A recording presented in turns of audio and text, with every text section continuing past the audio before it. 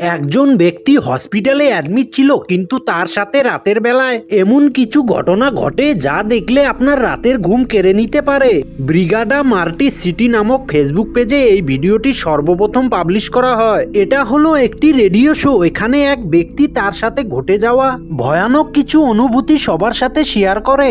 একবার সে যখন হসপিটালে অ্যাডমিট ছিল, তখন হঠাৎ করেই রাতের বেলা সে ভয়ানক কিছু আওয়াজ শুনতে পায়। এরপর উনি তার মোবাইল ক্যামেরায় ভিডিও করতে শুরু করে। তারপর ক্যামেরায় যা রেকর্ড হয় সেটা দেখলে আপনার গায়ের লোম দাঁড়িয়ে যাবে।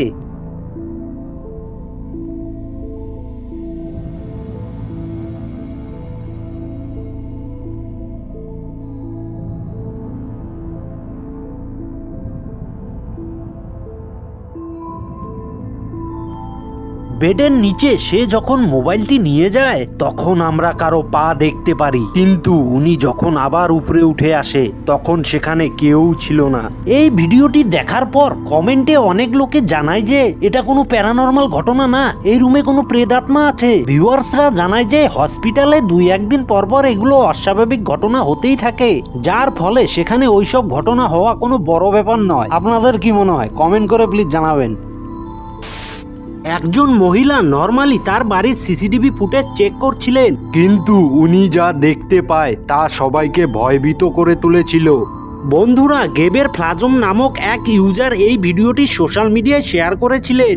ইউজার জানায় যে তার মা তাকে ঘরের বাইরে লাগানো সিসিটিভি ক্যামেরার ফুটেজ চেক করতে পাঠায়। সেখানে কিছু ভয়ানক রেকর্ড হয় যা মানুষেরও ধারণার বাইরে। এমন কি বা রেকর্ড হয় আপনারাই দেখুন।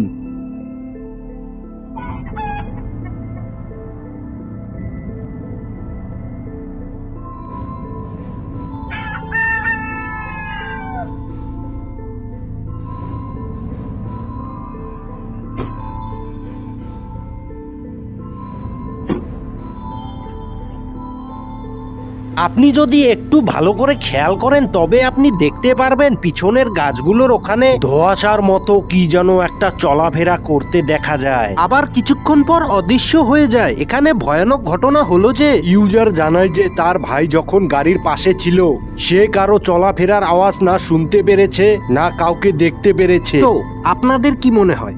অবশ্যই কমেন্ট করে জানাবেন।